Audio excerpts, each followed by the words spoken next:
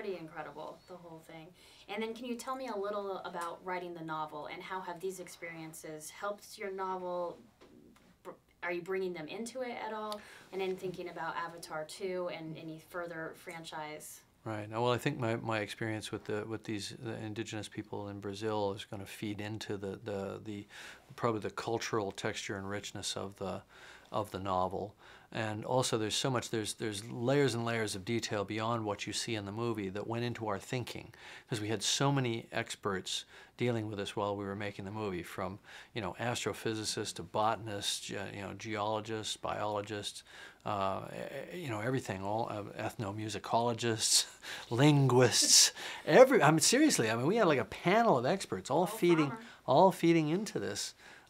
You know, so there's so much that enriches the whole story, and what's going on in the characters' heads, the backstory, the history of you know, what's going on, the human presence on Pandora. They had to get there 30 years before, expeditions, the first pioneers, and so on.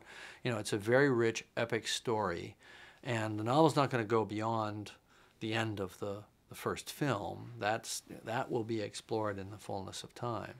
But it's really about creating a solid base and foundation that other writers can come along and riff on in the future as this becomes a persistent world.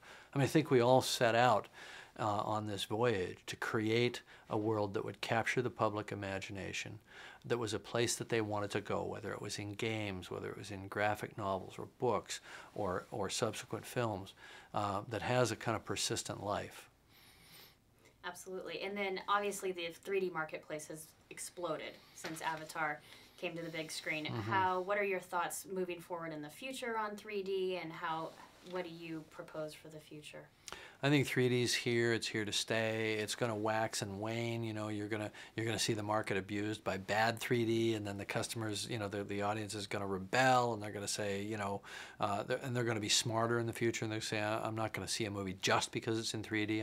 I need to make sure it's a good movie, and that the 3D is good 3D. And people need to really make those distinctions. But I think it's here. It's going to continue to grow.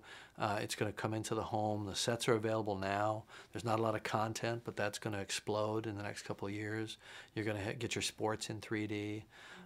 You know, there are going to be more and more 3D channels, more and more options.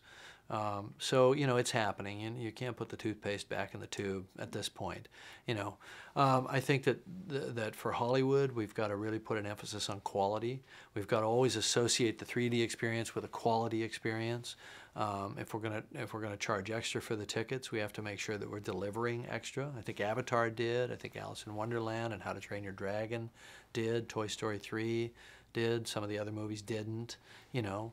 And so I think that should be the big, you know, kind of rallying cry now, is good 3D, not just 3D now.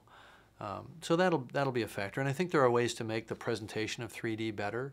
I think the projection needs to be brighter. I think we need to be looking at higher frame rates so it doesn't look so chattery. So it's, you know, smooth and crystal clear and bright. So, you know, we've still got a ways to go to make it perfect. It's just damn good. Well, it's damn wonderful. And that is all I have for you. All right. Thank Good. you. See, you just pull my string on a given subject. Well, that's what I knew. I'm like, there's 100 questions.